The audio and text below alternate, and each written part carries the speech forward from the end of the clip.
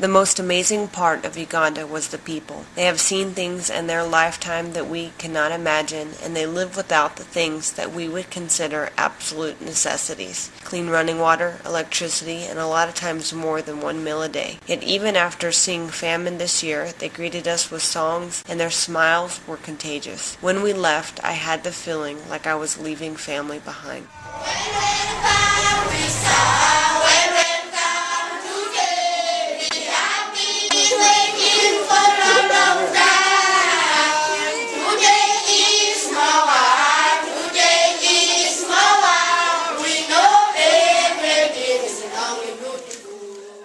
Uganda, in particular northern Uganda, has had a lot of problems.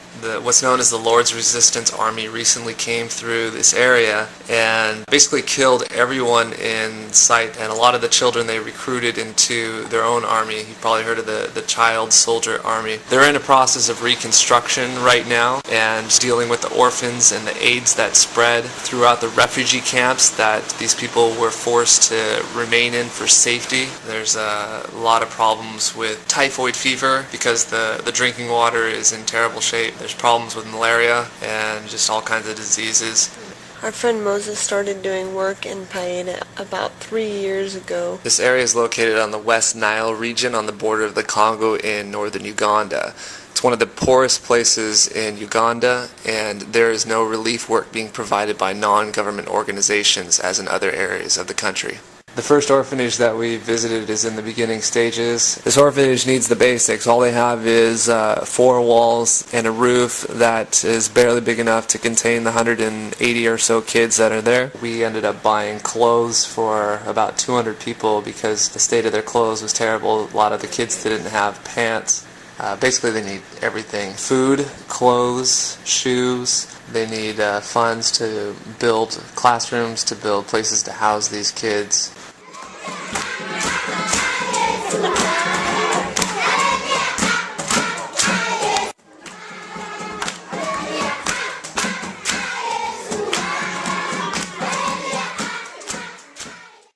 In Paeda, we also visited a church on the outskirts of town. We had to drive on a footpath for about 13 kilometers and then hike to this church. And right now they're renting a building that is too expensive for them. It's a terrible building. And now they're building a new building for a church, and they have erected the bricks, and right now they're digging the dirt floor, and they need money to put the roof on the top, which is estimated to be at somewhere around $500. The second orphanage that we visited is on the outskirts of Lira, and this place was heavily affected by the Lord's Resistance Army. A lot of the kids, they witnessed their parents being massacred.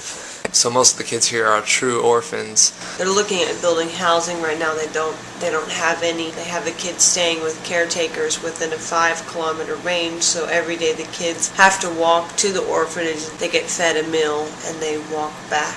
Because of the war, the caretakers spent a good majority of years in a displacement camp, and within these camps, AIDS spread rapidly, and so up to 80% of the caretakers have AIDS. This orphanage has the backing of an organization called Compassion International, but still has immense needs. When we got there, there's 286 children, I believe, and probably more than half of them didn't even have shoes. So we bought shoes for those kids, but they too need the basics. This is the bathroom. It's not even a hole. It is covered in tin.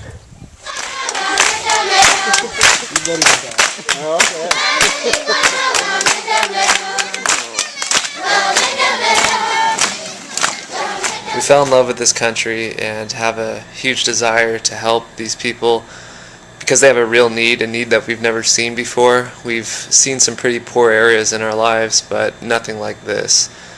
And so our desire is to help these people in any way we can, and we'd like you to be a part of it as well. Thanks.